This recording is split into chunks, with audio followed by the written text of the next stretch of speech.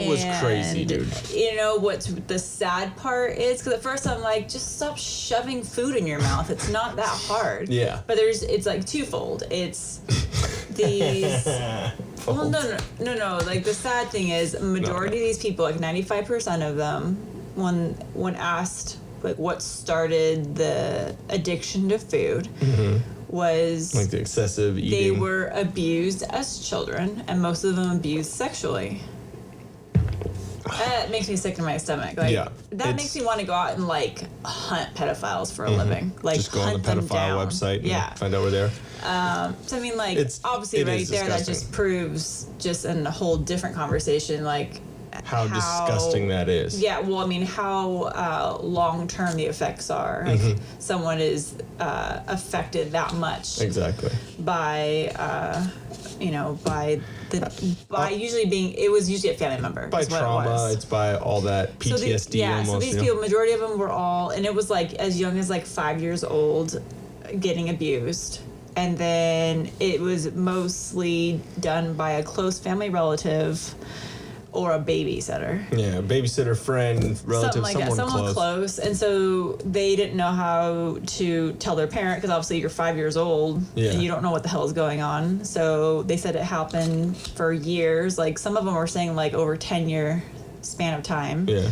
And, then they finally are dealing with it as an adult. I mean, that's an interesting conversation to have too, because obviously there's been many people that have been molested or sexually abused or anything when they were a kid by a family member, by a stranger, whatever. But that having that happen as a child, a lot of different experiences come out of that, it seems. So, but most of it all seems like it goes down a bad path. Either drugs, either food addiction, or they do it to someone else. Well, so most of it looked like because they were so young, they didn't know drugs. Yeah, exactly. So to them, what was available was food. Yeah.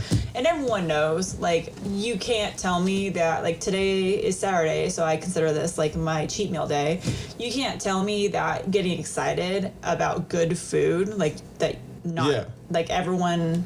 that isn't something common between everyone, you know what I mean? Dude, like, one of the things that I wish I could have was the ability to eat all food without getting full or fat. Yeah, I think that would be amazing. The majority of people would agree with love that. Yeah, exactly. So for them, these people have gone through this horrible, repeated experience.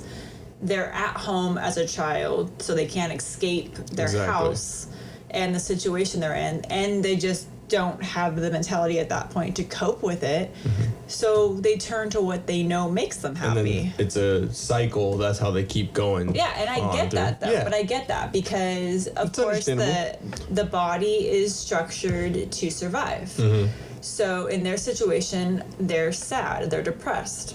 So the body's like, okay, well, it's going to crave what makes them feel better. So then that's food. So yeah, we may be making fun of their large size, but it's, we're not making fun of the situation. Like we understand, like it's a severe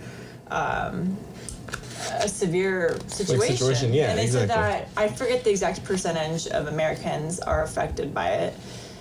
By obesity. And it's just sad when you really think about it and how much terrible food. I mean, this spawns so many different conversations, because then I could go into the conversation about the types of food that are offered to us on a daily basis. Like we could, from our house, we could walk. I mean, it'd take a minute for our place, but you could walk and find fast food. Exactly. And can't find healthy food. How convenient it is. Exactly. So I mean, that's a whole different conversation. But it also spawns the issue of the fact that poor people are fat here. Yeah. Usually the depiction of a fat person or a overweight person, like especially in Roman and Greek times and like all these things, were wealthy, fat, gluttonous. They had all of this excess. Yeah. Skinny people were like, poor people were usually skinny. They were like, that was the representation. So this is, it spawns that conversation too.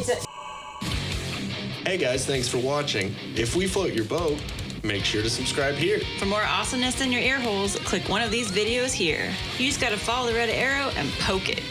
Poke it real good. You're supposed to poke the video, not me, babe. I was.